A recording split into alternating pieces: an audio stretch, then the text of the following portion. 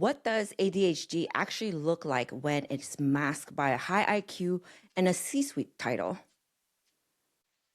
And there are probably some folks listening that this sounds like you. If you're the kind of person that is high achieving, high IQ, and probably you're a really hard worker, probably you've come up with a bunch of coping Mhm. mechanisms to help you be successful. Probably you've learned how to hire people on your team who support the challenges that you have. Maybe underneath all of that, you're like, gosh, I'm working way harder than I should have to. Gosh, I go home at the end of the day and I am just spent. I have nothing left to give my family, my friends, my community. If I could just fill in the blank, if I could just get this work done more efficiently, if I could just do that thing I don't want to do, if I could just get my laundry done, Mhm. if I could just.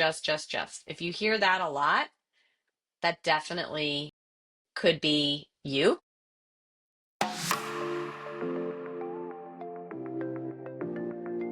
Welcome to Podcast Wise Perspectives, Healthcare, and Technology. Today, we are exploring a critical issue hiding in plain sight across boardrooms and executive suites: neurodiversity and cognitive performance. Many high achieving professionals succeed outwardly, while quietly struggling with unmanaged burnout, misaligned corporate systems, or undiagnosed adult ADHD. Joining us today is Dr. Jennie Byrne, board certified psychiatrist, neuroscientist, and author of ADHD in Professionals Embracing Your Brain. Having built and scaled clinical healthcare organizations to successful exits and advised national digital health transformations, Dr. Byrne brings a sharp, pragmatic lens to executive performance. In this episode, we break down why traditional corporate frameworks fail neurodivergent leaders, how to differentiate burnout from moral injury, and why human empathy, not AI sycophancy, remains an executive's ultimate strategic asset. Let's dive in. Please welcome Jennie Byrne. And as always, don't forget to like, share, and subscribe to Podcast Wise for more perspectives on healthcare and technology. Hey, Dr. B, how are you? Good. How are you today? I'm doing great. Thank you for asking. So, I'm going to jump right in. So, you spent your career at the intersection of neuroscience, clinical care, and corporate leadership. You famously stated that ADHD is a terrible name. If you could completely rebrand it for the corporate boardroom today, what would you call it and why? That's a great question. I think I guess the way I would frame it is I call it an ADHD type brain. So Uh, there are many different kinds of brains that you might want in your team and you might want in your workplace or at your boardroom. And this is one type of brain with certain strengths and certain challenges. So if you're looking for somebody who is typically good in high adrenaline situations, who is creative, who can connect the dots in different ways, has a different point of view, maybe charismatic, sensitive to other people's emotions, these are common traits. Everyone's different, but these are all common ADHD brain traits. So if you need more of that on your team, this might be a great kind of person to have. okay. So you note that many executives succeed outwardly while quietly struggling behind closed doors. What does ADHD actually look like when it's masked by a high IQ and a C suite title? And there are probably some folks listening that this sounds like you. If you're the kind of person that is high achieving, high IQ, and probably you're a really hard worker, probably you've come up with a bunch of coping mechanisms to help Mhm. you be successful. Probably you've learned how to hire people on your team who support the challenges that you have. Probably you've learned how to structure your time really thoughtfully to get the most out of your brain. But maybe underneath all of that, you're like, gosh, I'm working way harder than I should have to. Or, gosh, I go home at the end of the day and I am just spent. I have nothing left to give my family, my friends, my community. Or, gosh, if I could just fill in the blank, if I could just get this work done more efficiently, if I could just do that thing I don't want to do, if I could just get my laundry done, if I could Mhm. just. If you hear that a lot, that definitely could be you. And struggles come in a variety of ways. And I see a lot of folks who do very well at work in their workplace, but they're really putting in a ton of mental energy. And when they get home, they have nothing left. And so they feel like they're falling down in their relationships or with their kids, or they're not having any fun. And sometimes work is okay, but home is the place where it's actually not okay. Yeah, I agree with that because I know that personally at work I was able to thrive, right? But then when at home, I feel more like tired. I'm like, I don't know if it's because of energy level, the social energy, the social battery, if it was drained because I was at work, you know. But now that I work from home, uh, it, it's totally different, right? Like I'm now juggling home and work at the same time because I am at home. There's no like delineation that I'm outside of the home. So I feel that it's a little bit more difficult to do the two together actually, right? So having the office upstairs, uh, and separating, having that only just that separation helps, but but knowing that I'm still home is sort of like that struggle a little bit for myself, I would say. So maybe one strategy that you used in the past to cope was to compartmentalize Hmm. work and home. And so that was a strategy, but now that you're working at home, that strategy doesn't work so well. Yeah, definitely. Well, hopefully the office is gonna help with my coping. So why do organizations so often buy into the myth that someone is too high functioning to be neurodivergent? And what are the hidden costs of that assumption? I hear this all the time. I've literally heard this quote from probably 100 people came to see me that they thought they might have ADHD. They went to get help and they were told you're too high functioning to have ADHD. So, where does this myth come from? I think the myth in part comes from people think about ADHD as something that kids have and that Hmm. you need to treat ADHD so that you can sit still and do well in school. I think that's a big part of the myth. And so when school's over, hey, if you're doing okay, why mess with it? You don't need any help. You're a professional, you're leading a team, you're doing well at work. So what's the problem? Hmm. I think the other big myth comes from the name. You mentioned at the top that I think ADHD is a terrible name. Part of the reason I think it's a terrible name is the disorder part. There's a really good reason we call it a disorder. There's a whole history behind that in the US. Basically, that if you are looking to get your workplace to adjust to meet your brain, you need to get formal accommodations. And for that, you have to have a disorder. Mm. So, literally, by definition, to get what you need for your brain, you have to say something's wrong with my brain. So, Wow. there's a whole history there. But in reality, I believe ADHD is a type of brain. And it's really more about the type of brain you have in your workplace. And can you adapt the workplace to meet your brain? And if not, maybe you can adapt your brain to meet your workplace. And if not, maybe it's not the right fit. And maybe you really should be doing something different. Hmm. And I think also like uh, the Deficit. deficit. There you Yep. go.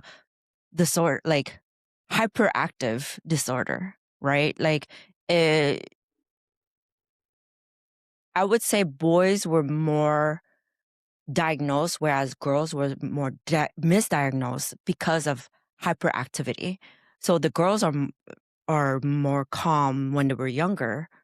So they were like, "Oh no, that's not it. You know, they don't have ADHD. They they're they're they're quiet and all of these things." So I believe the symptoms, the presentation of the symptoms, female versus male, are totally different in the case of ADHD. So that's why there's more, I believe, more cases now for female adult diagnosis, right? So like a lot of the YouTube shorts that I see have said that, correct me if I'm wrong, but there's more female adult diagnoses that there were before because when they were younger, they were misdiagnosed or they were not diagnosed at all because of that hyperactivity word in the ADHD term. Yeah, so the whole thing is a bad name. So the hyperactivity part is a bad name because first of all, you don't have to be hyperactive to have ADHD. So Right. there are a lot of people who don't have hyperactivity. And then the second thing is hyperactivity in adults typically is more of an internal sensation of restlessness as Mm, opposed to hyperactivity. So you're right that girls were not diagnosed with ADHD because the diagnosis was actually only for boys when it first came out. So in the 1980s, it was only for boys. So they didn't even think girls could have ADHD at all. And then later, you're correct that the cultural context we find ourselves in, girls are conditioned to be quieter and to sit still. But some of those girls may have been internally extremely restless. They just mhm, weren't expressing it externally, so that's why it can look different. And so, yeah, as a result, a lot of people are getting late life diagnosis, and a lot of those people are women, but also men. I see a lot of men getting misdiagnosed or missed, or because they didn't look like a classic, bouncing off the walls little little boy bouncing around the classroom. But mhm, the hyperactivity, impulsivity cluster of symptoms can show up in a variety of ways. So things like interrupting. So sometimes a girl that's like a chatterbox who is always talking and interrupting, that's actually a form of impulsivity. Or okay. sometimes girls have more emotional breakdowns. That's a type of impulsive mood. Whereas a boy might tend to externalize and be angry and throw things and bounce off the walls, a girl in our culture might tend to have an emotional meltdown. And Mhm, so people didn't connect the dots that that could be ADHD as well. okay. Yeah, that makes sense. So you advocate for viewing ADHD as a brain variant, as you said earlier, rather than a deficit. From a leadership perspective, how does shifting from a deficit model to a talent optimization model change workforce productivity? I think it changes everything. I mean, I think even without ADHD in the workplace, the better we understand human brains and bodies and how they work together, you're going to get much better performance out of your team. So, for example, if you have team members who are night owls and their body circadian rhythm, 8 in the morning, they're tired, their body is still asleep, and you force them to do all their hard work at 8 in the morning, well, guess what? They're gonna It's have not going to bad work. they're gonna have bad productivity. If Yeah. you, have somebody with ADHD in the workplace and you don't allow for physical movement and you say, all of our meetings are sit downs and nobody can move for 2 hours, they're not gonna do well. They're gonna have real trouble getting the most out of that meeting, so that's not very helpful. If you have Hmm. somebody on the autism spectrum with an autistic type of brain and you force them to have social interactions all day long and that's exhausting for them, well, they're not going to be productive either. So, our brains and bodies, the more we understand the team members and how we complement one another, you can get great productivity. So, a lot of hybrid or virtual workforces now let people have more flexible work hours to do asynchronous work. So, the night owls maybe do some of their work at night, and the morning people maybe do some of their work in the morning. And then the times you have synchronous meetings are in the middle of the day when both people are relatively fresh and alert. So there's a whole bunch of ways that you can optimize your workforce. And I think if you do a good job, you'd be actually pretty shocked at how well and how much productivity you can get out of your team with actually less work hours. Yeah, that makes sense because, like, I would imagine as somebody that is more of a night owl, the morning time, I cannot function as well. And then my husband is the opposite, right? So then we try to meet at maybe 9, 10 o'clock so that it's we can somewhat be more productive during that time. But then afterwards it's like he'll he'll do more of his quieter task in the afternoon, and I'll do all of my meetings between like 10 to like 3, 4 o'clock. And then afterwards, it's family time. But I feel that there's more cohesive as partners to understand the time frames that we work best at. Because he's like, make all my meetings in the morning. And I'm like, okay. So we gotta find the perfect hours, for us to meet. And sometimes, we do take walks in the morning. So then we do our meetings while walking. So it's a little bit more of fresh air, and then we're able to, joke around while having our meetings. So it's not as serious. So it's more conducive to the conversation of whatever topic we're talking about. That's a great example. And I think the evidence is going to show similar to when we look at diversity in the workplace based on other factors like socioeconomic background or cultural background, and having that diversity actually helps the bottom line.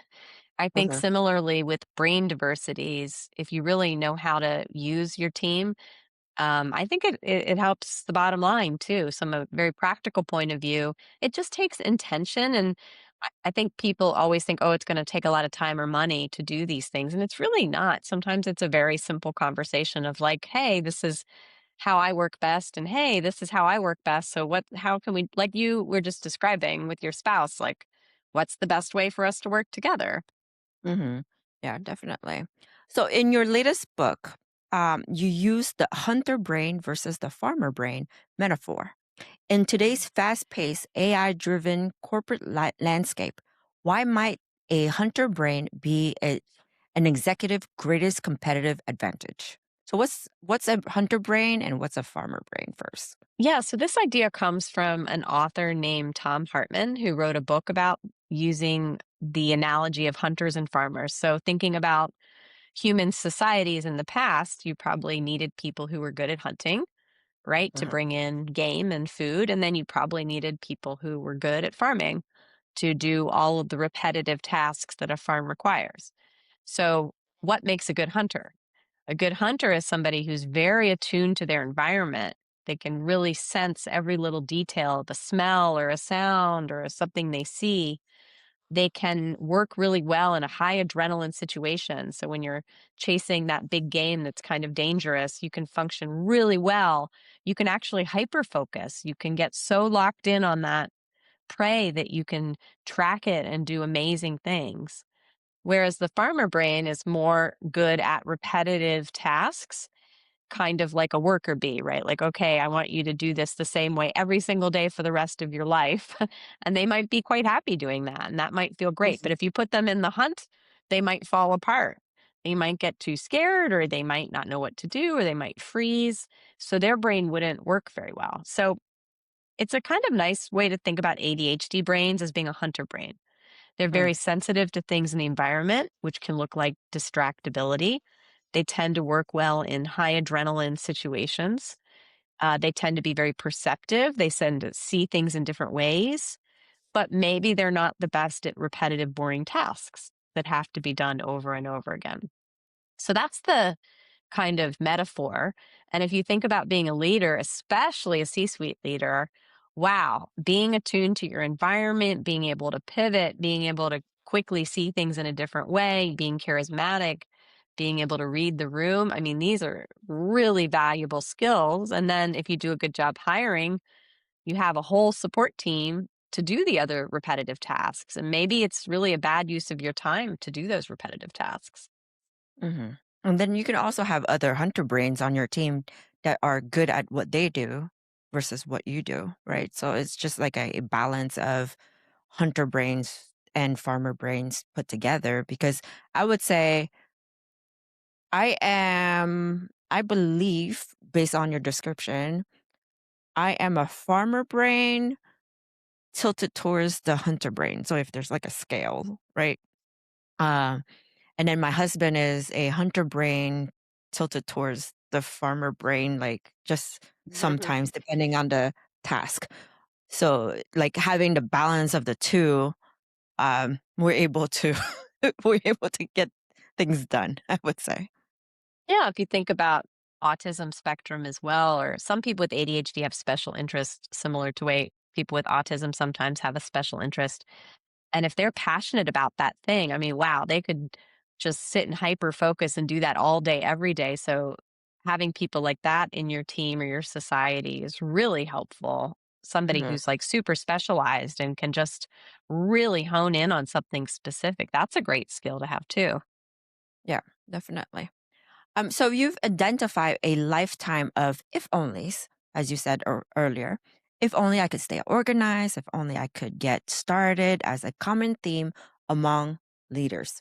How can a professional break that cognitive cycle without risking their output? That's a great question. I find that, um, well, first of all, finding out if you do have an ADHD brain or not, I think is extremely helpful. So if you hear yourself, if only, if only, and you're like, but I don't really want to take medicine. I don't really, I don't need that. That's okay. Sometimes just finding out what kind of brain you have really can make a big difference. Hmm. And then I think sometimes working with a coach, and if you do have an ADHD brain, working with a coach that knows ADHD brains really well to get really practical. I think with the coaching, your productivity would either stay the same or get better. But what, again, you might notice is you just have more energy later. Maybe you get home and now you have way more energy at home. Or Hmm. maybe you're not staying up late trying to get stuff done every night and you can do something fun. Or Yeah. maybe, so sometimes the work productivity may seem the same, but then where you really see the gains is in other settings where you're normally just kind of exhausted. Yeah. And also like the trap of the doom scrolling at nighttime because you're using that nighttime doom scrolling as me time, right? So then it will help with more me time prior to sleeping. It's before bedtime, and then actually sleep and then help with your mental health at the same time. Yeah, I would say in general, and this is for ADHD and non-ADHD brains, like this miracle thing that we have, people are Hmm. spending billions and trillions of dollars on ways to make this thing get your attention. Yep. And whether you have ADHD or not, it's very hard to beat the millions and trillions of dollars of product development that are fighting against you every time you pick this thing up. So yeah, the doom scrolling is, I would say, not me time. That is a very bad me time because it's Mhm. this thing is designed to suck attention away from you, not to give you things. Right. So yeah, definitely the nighttime routines and finding things that feel good to your brain and body, which may be different than other people. Hmm. What works for you may, like I always give the example, I always thought that sitting on the couch and watching a TV show was like relaxing time in the evening. But once I started wearing a ring and I started doing some experiments, I realized for me, that's actually extremely stressful. Oh wow. Yeah. But for me, when I do something with my hands, it's very relaxing. Okay. So it's not the same for everybody. And it might not be what you think. You might think sitting on the couch is relaxing, but it's actually totally not. Maybe moving your body is actually more relaxing than sitting still. That's interesting. I might have to look more in my data set and see what I find out. So, for an executive managing burnout, anxiety, or even moral injury, how do they distinguish between standard corporate fatigue and an underlying unmanaged neurological difference? That's another great question. The way I think about burnout versus moral injury versus ADHD or other neurodiversity is the neurodiversity is with you no matter what. Hmm. It's with you at home, it's with you at work, it's with, it's been with you your whole life. It's been your friend or foe your whole life. So going on a vacation doesn't change how your brain is, right? You're Right. still going to have neurodiversity if you take a vacation. However, if you're burned out and you're physically or mentally depleted of energy and you take a really good vacation or a sabbatical or a break, you can recharge. So burnout is something that vacations and breaks really help with. Moral injury is more of a wound on your soul. It's when you're doing things that are not aligned with your values. Hmm. So in corporate America, you can have all of these things. You can be exhausted just because of the demands, the cognitive demands of, email and DMing and meetings, and it never ends. And you get exhausted. And you could have moral injury where you're like, this culture, this corporate culture is making me do things that I don't like. It's making me feel misaligned with my values. And that doesn't feel good. And no matter how many vacations I take, like I still feel like something is misaligned. Or neurodiversity, which is in all parts of your life and is really a key part of how your brain works.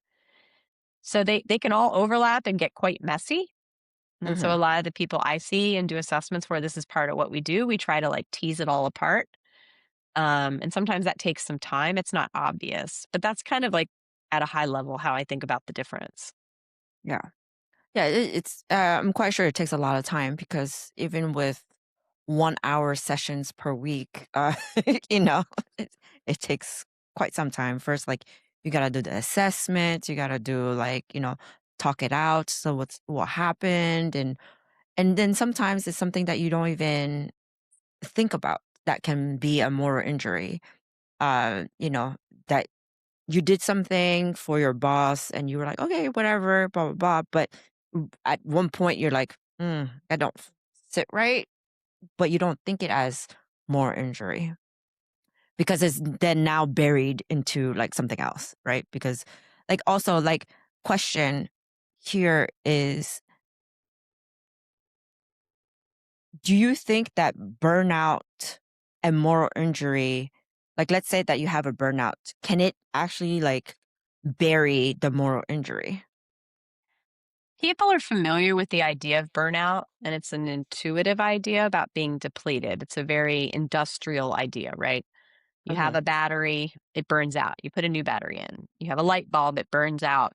You charge it, you put a new light. So it's kind of this very industrial, intuitive idea. The moral injury is a little bit more on the psychological or philosophical or even spiritual side, I would say. And so, yes, I think the superficial, I'm busy, I'm busy, I'm busy, I'm tired, I'm busy, I'm tired. Like that's our culture. And so it's very easy to label everything as burnout and very easy to get sucked into our culture of busy. I call it the cult of busyness. It's a Uh-huh. culture of busyness, which by the way is not always the culture in the United States. Back in the 1800s, leisure was considered the best part of culture. And so if you worked, it was actually looked down upon Oh, wow. in the 1800s. So it's a cultural moment that we live in. And it's very easy to get sucked into that when everyone around you is just like, I'm so busy, I'm so busy, I'm so crazy busy, I'm so tired. And it makes people feel like they don't actually have control. But in reality, most people do have more control over this than they think. Yeah, and also the busy seems to equal to productivity. Again, all of this comes from the Ford factory, right? This Uh-huh. idea of like, how do you make human labor more productive? And it thinks about humans as kind of widgets. And like, if I have X number of people and X number of hours, I'm going to make the number of products. It's a very mechanical way of understanding work. And it was very successful for Ford. And that's why Right. it's become our dominant way of thinking about things. But if you go back in time before the Ford factory floor, it wasn't like that. That's not necessarily how we thought about being productive. So again, this is kind of our culture right now. But if you take a step back and you look at it, I think you very quickly realize like, why is everyone so busy? Like, there are people in the world who are legitimately busy. There are people who are working 3 jobs to put food on their table. Like, Hmm. those people are legitimately busy, you Right. know? I am not legitimately a busy person, right? Like, I am choosing a lifestyle one way or the other. I am choosing to fill my time. I have the luxury of that, right? So, Right. when, like you said, doom scrolling, that is a choice. You Yeah. make a choice to doom scroll. You may not feel like a choice because your device is, It's programmed. addictive. Yeah, but it is a choice. You don't have to do that. Um, I don't have to run my kids around to 50 activities. I don't have to keep up with all the news. I don't there I we make choice most of us make choices. And so the choice to be Mhm. busy maybe doesn't feel like a choice, but it actually is. For most people. Again, there's some people who are legit just busy and that's what they need to do. That's not really who I'm talking about. Yeah. No, I totally agree. I I I sometimes feel as a woman, I'm quite sure a lot of women feel this way, the need to be busy, right? Otherwise you're like, oh, you're lazy. Right? So it's just like the need, that feeling of like, I need to be busy. I need to do something. I need to be productive. I need to be somewhere. Because if I were to sit down and just like, okay, I need to take a chill pill, like I need to sit down and, okay, take, you know, knit.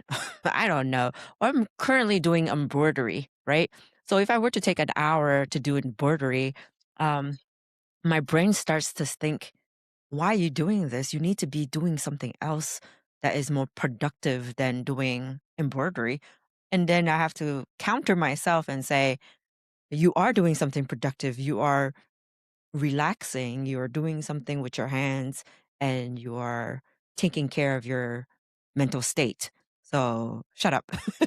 Right. So it's just like this I need to be busy versus just take some time off. Like it's okay.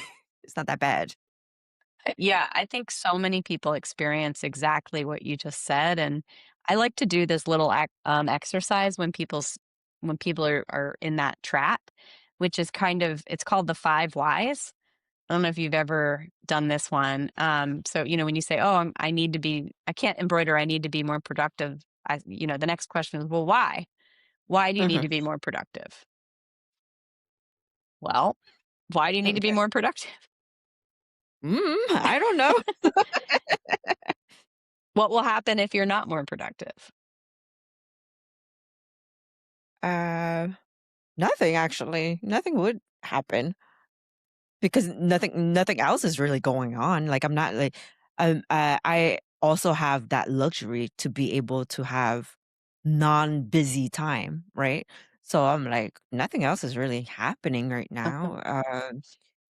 I am actually sitting here doing embroidery. If I wasn't doing embroidery, what else would I be doing? Right? Yeah, so I think when you get to that point and you're like, "Wait a minute, like, there's no reason I need to be productive," then it's like, well, where is that talk track or that chatter coming from? Is that from somebody in your life? Is that from, you know, social media? Is that from your family? Is that from like, where is that pressure coming from, and why have you internalized that chatter? Yeah. And it can come from a lot of different places. I know for women and for moms in particular, there's tremendous societal pressure and chatter Mhm. that can really get into your head. But once you start to, again, once you start to take a look at it, it really loses its power over you. Yeah, I totally agree because like I started doing that where like I'm like I don't need to be productive right now, and I can sit down and do embroidery or start drawing or painting or whatever, or even just tinkering around, right, of something that I Yeah. want to do, and I'm like, yeah, I'm good, you know. Or just look at the wall. I mean, I'm a Gen Xer, and Gen Xers, when we were kids, like we were bored all the time. Like Yeah, boredom wasn't a bad thing. It was kind of just what you did every day. And our culture has changed since the yes, 1970s. But 1970s kids, I mean, our parents weren't doing anything. They barely even knew where we were. Like we were just bored all the time. And so, again, it's just a society construct. And then we mm-hmm. internalize all that chatter. So I think for ADHD folks, it's extra hard because they have all these expectations of productivity, and for them, meeting the traditional standards of productivity is even more challenging, and so then they feel even worse about themselves. Yeah, I agree. So now, as we spoke earlier, executive women are frequently diagnosed much later in life due to societal expectation and masking. What unique operational and cultural hurdles do female leaders face when navigating this realization? I think one of the hardest things for them is a lot of women already suffer with things like imposter syndrome. Hmm. And so identifying as somebody who's neurodivergent or who wants accommodations or who wants to state their preferences that are not the norm for the rest of the group is already fraught with danger because Right. women already have to be the best, right? You already have to be perfect, or at least we feel like we have to be perfect. And a lot of women also try to mold their leadership style to a more traditional male command and control leadership style, Hmm. which really doesn't match ADHD. So if you're trying to squeeze yourself and you're a round peg into a square hole, and now you're just pointing out to everybody that you're round and the hole is square, like it doesn't feel so good. So you have to be really, I think, comfortable in yourself and really understand yourself very, very well to ask what you need and to be very comfortable doing so. And you're not going to be like everyone else. And Yeah. being comfortable saying, I'm not like everyone else. Another good example I give is women executives who go home and make dinner every night. If you love to make dinner, yes, make dinner every night. If you don't, maybe you don't It's ever okay. make dinner. Yeah, it's okay. Like I personally, I lived in New York City. I never cooked. I don't like to cook. I never have. I don't think I ever will. And I decided pretty early on I was just never going to do that. And so we have a running joke in my house that mom's not allowed in the kitchen because bad things happen when mom goes into the kitchen. But I have to be very comfortable with that because I still get a lot of societal pressure um, from people, including my own family, about why I don't make dinner, why I don't cook. So it's all around us all the time. And you just have to really understand yourself and be really confident in, like, yeah, this is what I need. This is what it looks like to thrive. And this is what I need to get there. Yeah, and be okay with it. Right. Yeah, be okay with being different. Being Hmm. okay with, like, this is how I am and I'm not like you. And that's okay. Yeah, totally.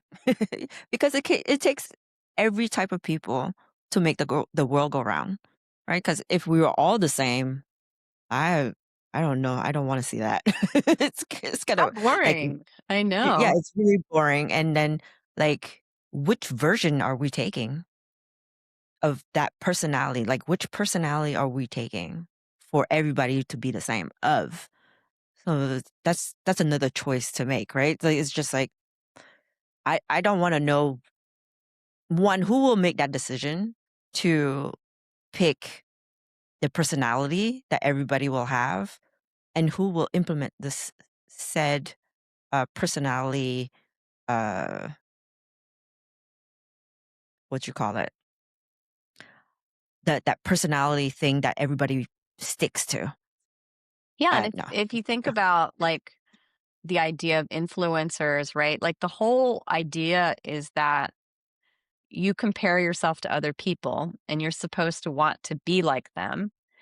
And then the way you're going to be like them is to buy the products that they're selling you so that Mm-hmm. you will be like them. So that's kind of the whole construct of, like, influencing and how to sell things.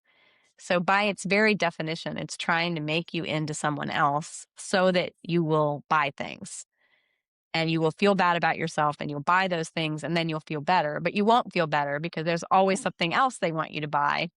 So they're always there to make you feel bad and to make you think you need to be like them. So Yeah. again, your choice, I think choice is about how to engage with social media and the news and your phone. Like, you should make that choice and do what's right for you, but just be aware of, like, what's the underlying construct here. Yeah.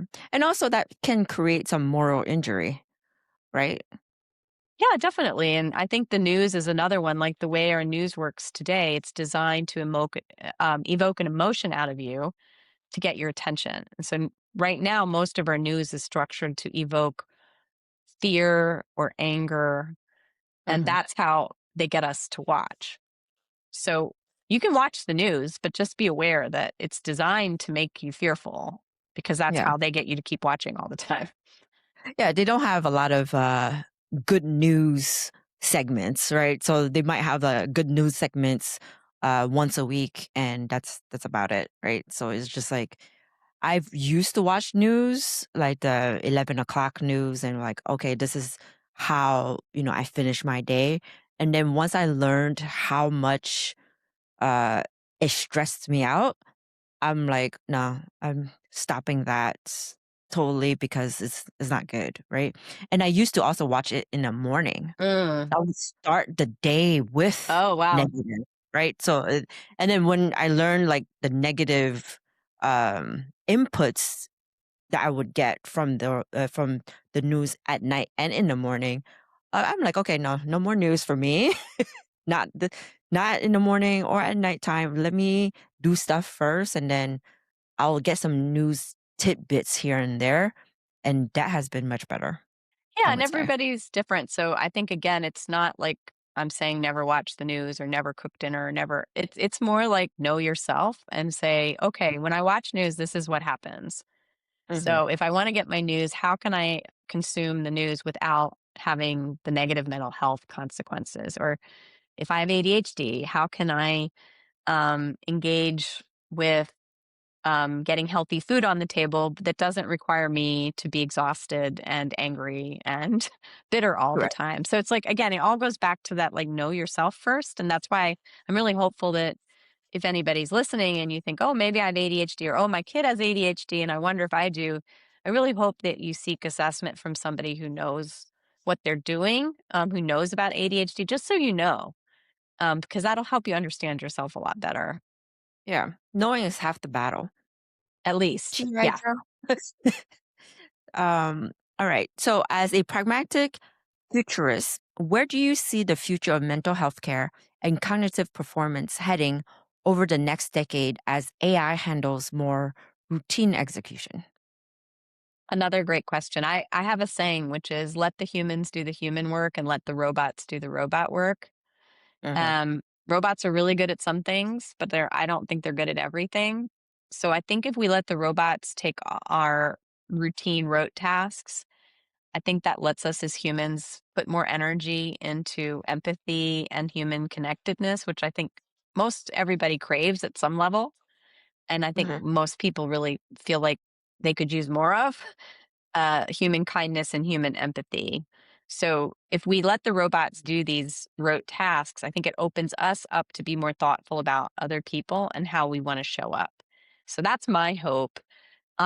And I know my kids, I have kids going to be entering the workforce soon, and they're freaked out because they're like, well, AI is taking our jobs. And, um, you know, I would tell them like, "Hey, if you're a smart kid and AI's doing something really boring and routine, maybe that wasn't a great job for you in the first place. Let's see now maybe what other kinds of jobs can you do that are actually going to be better and Mhm. serve you better." So I know that's a little debatable, but I do think robots are good at some things and they're not good at other things.